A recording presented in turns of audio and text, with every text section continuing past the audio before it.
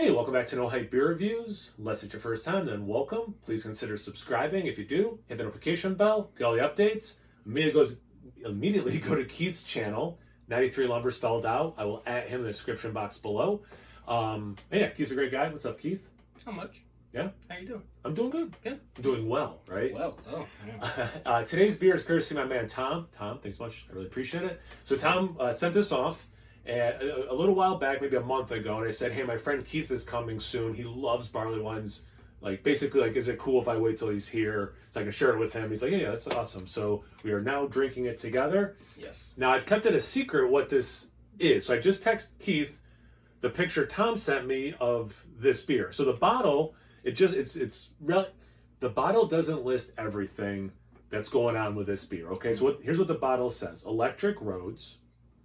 This is a private press brewing company, and it says it's a double barrel-aged barley wine coming in at 17.3% ABV.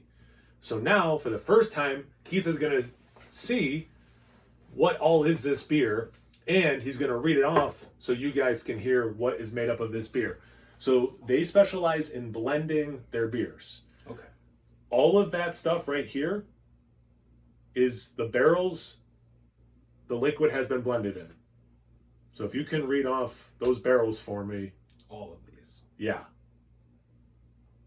All right. It's a lot. All right, so aging. Old Fitzgerald, 13-month. E.H. Taylor, 13 months. Then Old Fitzgerald, 13 months. Eagle Rare, 13 months. Then Eagle Rare, 12 months. And then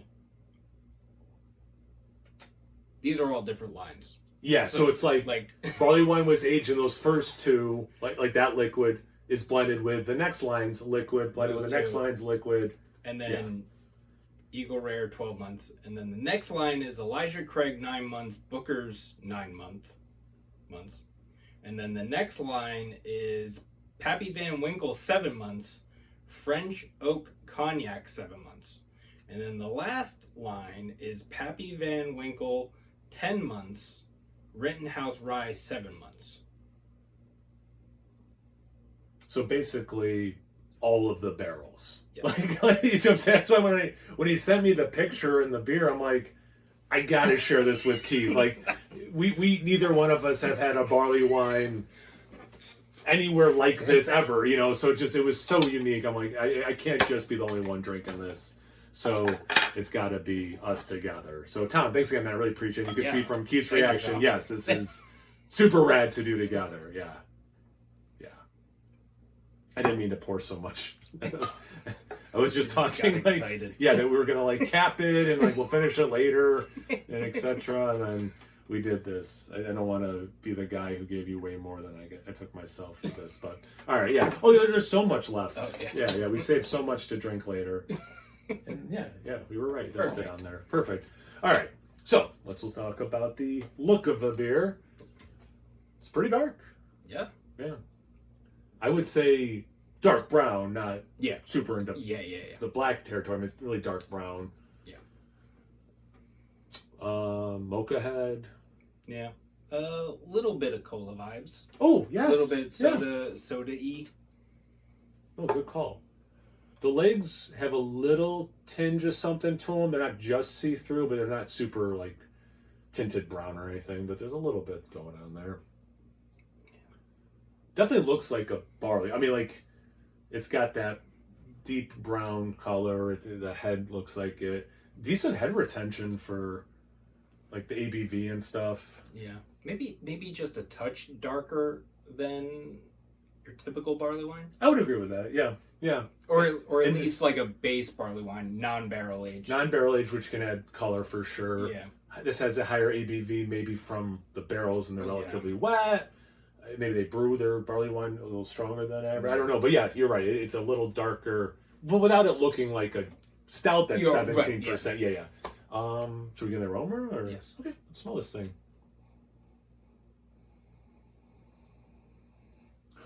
The first two things I'm hit with is it has some of the sweet elements I like in a barley wine, and also for 17 plus, it's not boozy to me. And I kind of expected to get hit with some booze. Yeah. It's like smooth, but for aroma. Yeah.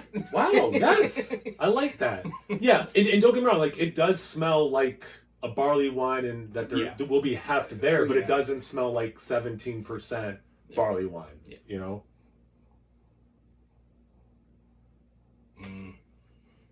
Raisinets. Because it does have a little bit of chocolate, but it's got the dried fruits for sure. Yeah. I mean, it's like, to me, it's almost like the checklist, like some caramel notes, the dried fruits, like check. A little bit of chocolate, check. Definitely, anyone wondering, it's definitely an English style barley wine smelling beer. It doesn't have like a hop American barley wine, I guess, to make that distinction. Cohesive too, because like you read that list, it's like that's a lot of moving parts. Yeah. Each thread being multiple barrels, all of those things coming together.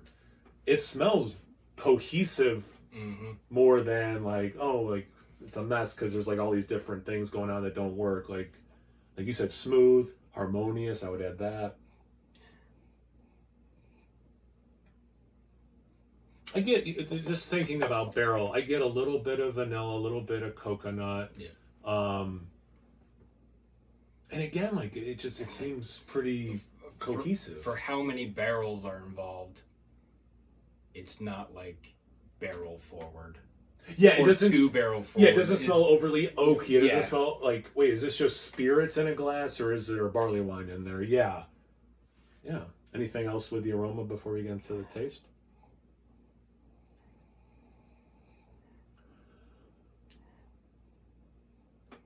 Did we say dark fruits? Because it smells we like definitely barley said wine. Like dried fruits. Okay. You said raisins. I said just generically dried fruits. But yeah, dark fruits. Because I said raisinets, but I don't know if that.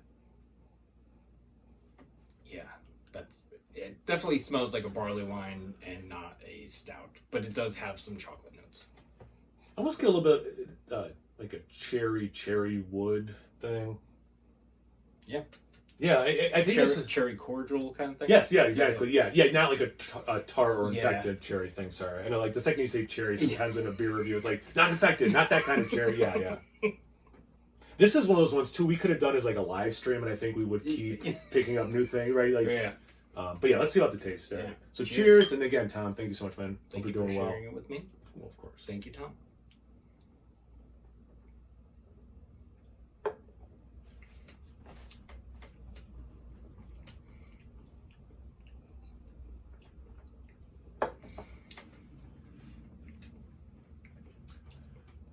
Who wants to start? You're like chewing on it because it does have a chewy mouthfeel. Yeah, that's nice. Right, like that's really good. That's really good. So the alcohol level, like the aroma, it has heft. Yeah, but 17%. Yeah, it hides that. It hides the 17% well, and it's definitely warming in the chest. But the palate, I wasn't getting too much alcohol that took me out of the sip. Yeah. You know? This, like, not that this is negative, but it kind of reminds me of, like, when you get, like a 9% IPA and you can really taste the alcohol. Like, that's the way the alcohol comes across, except this is 17%. Yes. And it's... Yes. I know exactly so it's a good thing. Yes. Yeah, earlier today we were having beers at a brewery and talking to the head brewer of all people, and that was the thing we brought up. This was like 8 hours ago at this point. Not 8 hours, 5 hours ago. But, like, I don't want to taste any alcohol with that kind of a beer. Yeah. But what that kind of a beer could taste alcohol-wise and we literally said, like, a barley wine, a stout, right. I want a little bit of an alcohol taste, and this has that level, like we were saying off camera hours ago. To piggyback off of the aroma stuff, it's not a mess. All those threads, harmonious. Nothing seems out of whack. Like, why is that there? So that's good. There's definitely... I was a little surprised about how, not that there was none, but how little barrel was in the aroma. but there's a nice amount in the taste. It's still not like just barrel, but you get a nice barrel. Like the flavors are there without, being too oaky, too tannin-y, too boozy, too, is this? Did you put a shot of whiskey in or bourbon or whatever in this versus it's like interwoven? Yeah, it's you it's a tapestry, and the thread is the whiskey, and it's thread throughout the it's interwoven so beautifully. The dried fruit things for sure. I do get a little bit of that cherry. I got the aroma. The raisinette thing. Yep. Yeah. Actually, if it does follow the aroma pretty well. Yeah. I think a lot of this but stuff, in a different way. Yeah, intensities could be different. Yeah. But I don't think there's anything we said in the aroma that I don't get in the taste. A little bit of that chocolate, the raisinette thing, dried fruits, some cherry, coconut, vanilla, coconut, the barrels not being too much. I like that there's more barrel in the taste, though. Yeah, I agree with that. Yeah. To use a word that's a little off limits, it's complex. I hope we're doing a good job of explaining the complexity of this, but it doesn't get lost in the complexity either. Again, it's a very cohesive experience. Yeah. Dare we say balanced? For what this beer is, we can use the word balanced. Yes. Yeah. Which is pretty shocking. Yeah. I know balanced is another one that's But like I know you're in jest about like things like that you shouldn't say or whatever. You have to like really explain why you're using that term. But for everything that went into this, what's in the liquid that was in this bottle, which is more balanced than it sounds like it would be.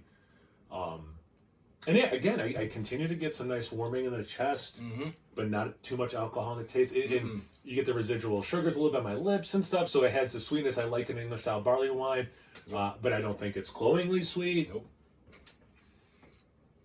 And I like things sweeter than you do, and neither one of us is like upset about the intensity of the sweetness.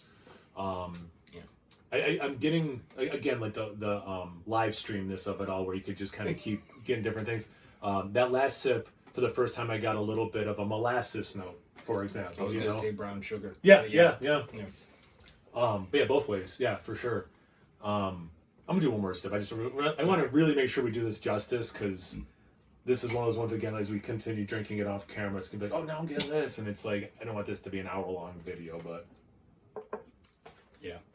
This is one of those beers where... Thank you for sharing it with me, by the way. Yeah, of course. And again, thank you. Well, again.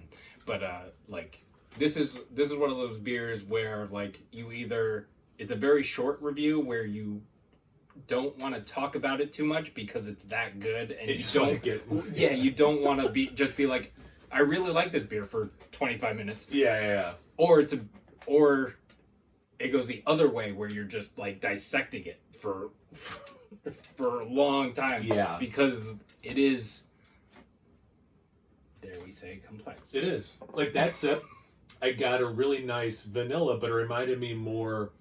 This is gonna make it sound sweeter than it was. Vanilla frosting, like how that vanilla hits. Like if you could it probably is extract or whatever, but like if you could just take out the vanilla part, vanilla frosting, I got that kind of vanilla. Whereas before it was almost more of a real vanilla bean kind of thing I was getting.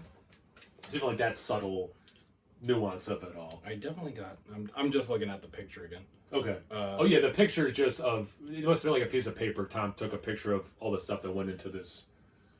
Oh, is there more up here that's worth reading, or he didn't take a picture of the whole thing. Okay. So some of the words are cut off. This blend of barrels showcases notes of toffee, molasses, vanilla, raisin, dark chocolate, and figs. Oh. I didn't even pay attention to the bar. Okay. The rich toffee tone resonates from the nose all the way through the comforting finish. Electric Roads used multiple double barrel-aged barley wine threads that boosted the ABV, bolstered the oak character, and rounded out the intensity via additional oxidation from racking one barrel to another. I'm sure when Tom initially sent that to me, I read that part too. I don't remember that. The toffee thing is always interesting to me. I think 'cause I haven't had toffee. Yeah. I literally don't remember the last time I had toffee, so my mind goes to caramel, date syrup, things I have had more recently. Not that I said date syrup for this, but I guess I could see toffee, but to me it's more caramel. I like that they send molasses, like we landed on with the brown sugar molasses, the vanilla for sure. I mean, I said dried fruits, you said raisinets, figs. Yeah, that's in the same wheelhouse of what I was thinking without listing every kind of dates, figs, raisins, prunes, but it's all there. One more sip of thoughts, and then we'll really wrap this up. The reason I looked at the picture again was because on not the last sip, but the sip before that, I thought I was getting like a little bit of like red wine, like tannic thing. Okay. But the only barrel that wasn't like a whiskey or a bourbon was the French cognac. Yeah. French oak cognac Yeah. barrel. You So think that maybe I'm assuming that's what it came from, or it's just a combination of things that kind of. Yeah. Yeah. I could see the last sip I could see a little like a sherry note. Yeah. And part of that was I think because you read the word oxidation, and sometimes when these bigger beers oxidize, you get sherry. Mm-hmm. So that might have been a little bit of an implant in my head unintentionally, but I do think I can get some sherry notes out of it. I don't want to prematurely wrap this up. Do you have anything else before we wrap it up that you want? I don't think so. Okay. This is so good. This is fantastic. Yeah. No, I'm so glad because this again, I love barley wines. Tom loves barley wines. Keith loves barley wines, so that we could share this down, which was awesome. So again, thank you, Tom. I really appreciate it, man. Yes, thank you. All right. So again, everyone watching, check out Keith at 93 Lumber spelled out. I will at him in the description box below. Once you're done checking him out, make sure you check me out on Instagram and Untappd. It's No Hype Beer Reviews at both those places. So please like, comment, subscribe, and most importantly, imbibe. Cheers, everyone. Cheers.